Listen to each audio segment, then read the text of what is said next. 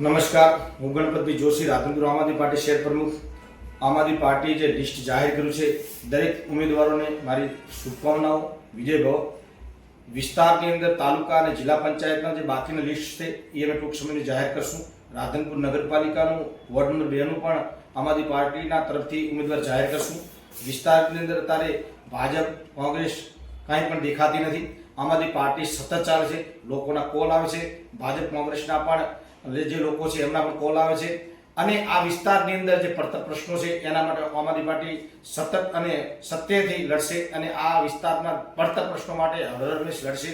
અને વિસ્તારના જે પ્રશ્નો બાકી છે, તાલુકા કે જિલ્લા પંચાયત કે રાધનપુર વિધાનસભાના કોઈ પણ પ્રશ્નો, એના માટે આમ આદમી પાર્ટી દરેક લોકો માટે લડવા તૈયાર છે. અને આ વિસ્તારનું જે નેતૃત્વ આમ આદમી પાર્ટીનું, જે તાલુકા અને જિલ્લા પંચાયત અમે જીતાડશે આમ આદમી પાર્ટીને આ લોકો, તો આ વિસ્તારના દરેક પ્રશ્નોનું સોલ્યુશન આમ આદમી પાર્ટી કરશે.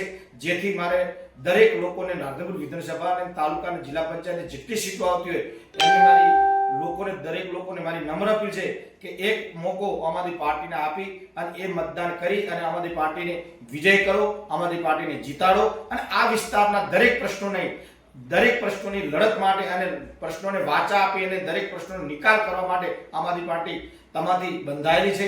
અને જો વિજય થશે તો દરેક પ્રશ્નો થશે એવું વચન આપું છું. જય હિન્દ, જય જવાન, જય કિસાન. ગણપતિ જોશી, રાધનપુર આમ આદમી પાર્ટી શહેર પ્રમુખ.